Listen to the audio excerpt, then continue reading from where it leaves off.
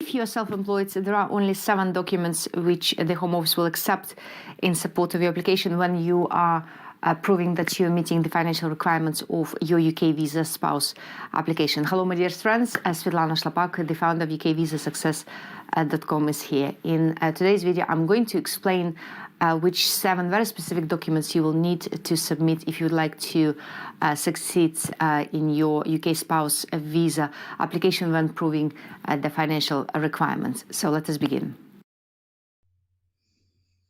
Okay, guys, before we dive into the self-employment category and discuss what documents you need to submit in support of your UK spouse visa application, I would like to remind you that this video is an extract from the How to Meet the Financial Requirements of Your British Spouse visa application when applying from outside the UK online course. This is a very succinct, sharp and focused online course which will help you understand how to meet the financial requirements, the requirements which attracts most of the refusals. So in the 5 lessons, I'll explain what the categories for meeting financial requirements are and what documents you need to provide in support of your application. So in today's video, we're going to talk about the documents which you will need to submit if you are a self-employed person.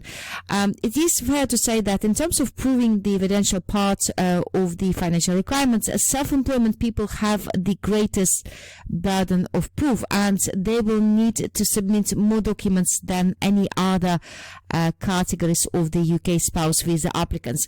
And as you will see from this video today, the Home Office offers hardly any evidential flexibility, and there is no mix and match options, or there are hardly any, I should say. Okay, first of all, I would like us to be on the same page, and I would like us to define the self-employment category. So self-employment category does not actually include only self-employed people. Categories F and G are also for those who are sole traders as well as franchisees. So those who have a franchise, they will be included in the self-employment category, despite the fact that, strictly speaking, they are not self-employed as such. And the rules which I'll be describing here, although I will be referring to the term self-employed, this also refers to traders and franchisees.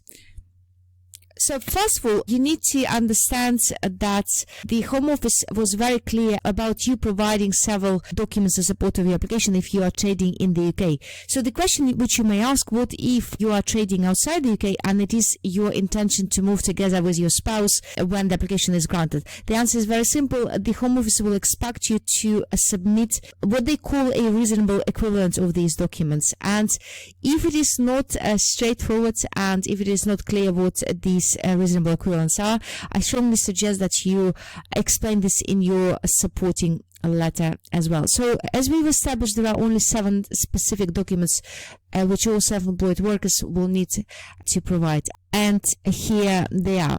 The Home Office will want to see documents proving that you pay or you don't pay tax, and these documents will need to cover the period depending on your category. So if you're applying in the F category, this means that you will need to provide documents covering the last full financial year, and if you're applying under category G, then you'll need to provide documents confirming that you were paying or you were not paying tax for the last 2 years. The next document is there to help the Home Office establish the gross profit of your business. So if you are making your application under category G, the documents will need to cover the last full financial year.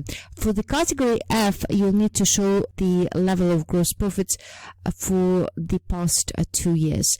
And the UKVI was very specific with regards to the documents which you will need to submit, and there are only 2. The first one is annual self-assessment tax return to Her Majesty Revenue and Customs, and statements of accounts. So this can be either a Form SA300 or SA302. And once again, it is essential to note here, guys, that the Secretary of State does not give any either or option here. Instead, she'll expect you to submit 2 documents confirming your business profits.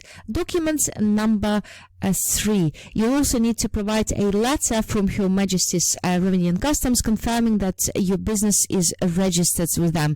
And there are limited circumstances where you don't have to register your business with HMRC, and if so, you need to explain this in your cover letter. You need to be very clear, and you need to say that in your circumstances, and you need to explain these circumstances, you are not required to register your business with HM Revenue and Customs. The next document is document number 4. As a person working on your business, you have to have obtained your unique tax reference number, and you need to provide it with the application. And also, this may be a unique tax reference number of your partnership or the business. Document number 5. The decision makers will also want to see your business bank accounts for the past 12 or 24 months, depending on the category.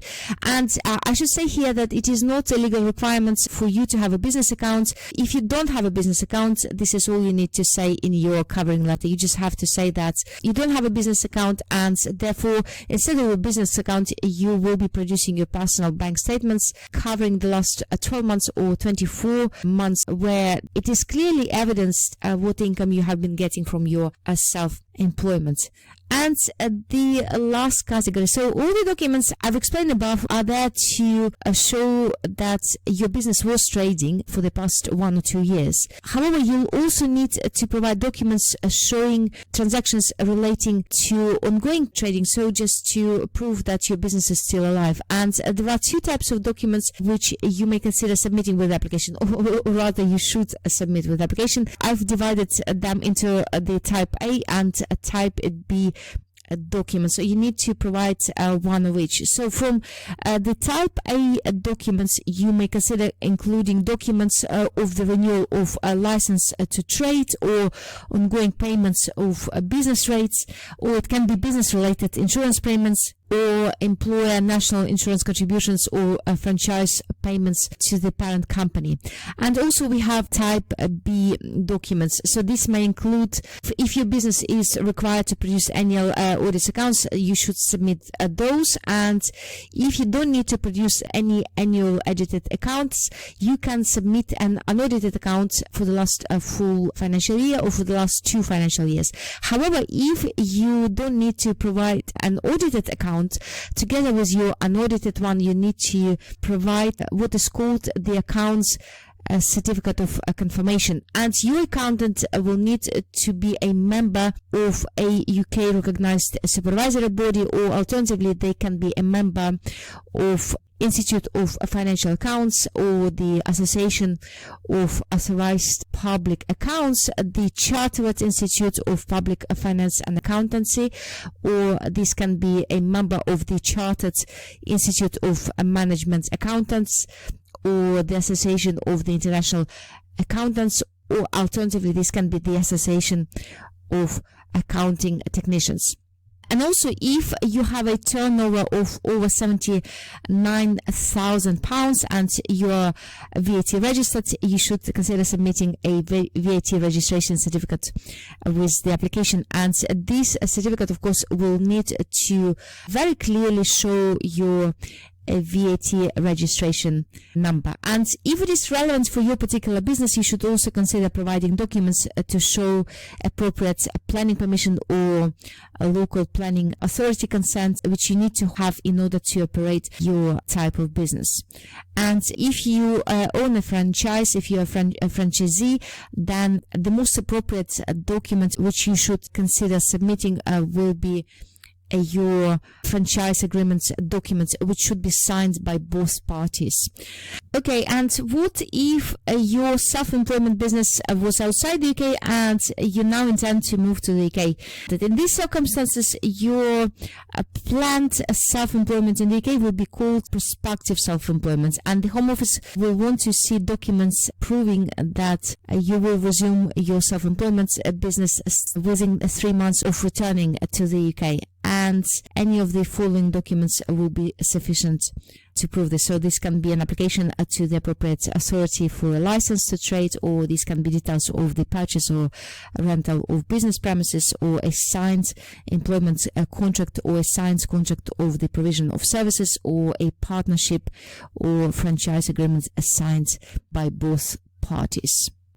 And finally, guys, just a very brief reminder that unfortunately the Home Office does not allow you to combine your self-employment income with the cash savings. So if you have cash savings and you're also self-employed, you need to actually choose the category before applying, because the Home Office will disregard one of these categories when you are applying.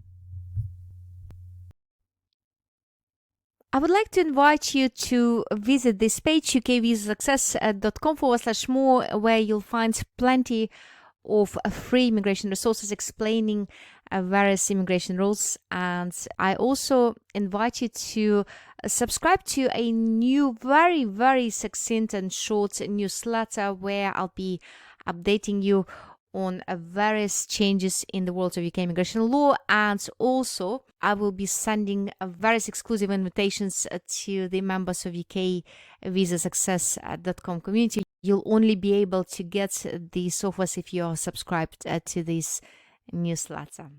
Have an amazing week, guys.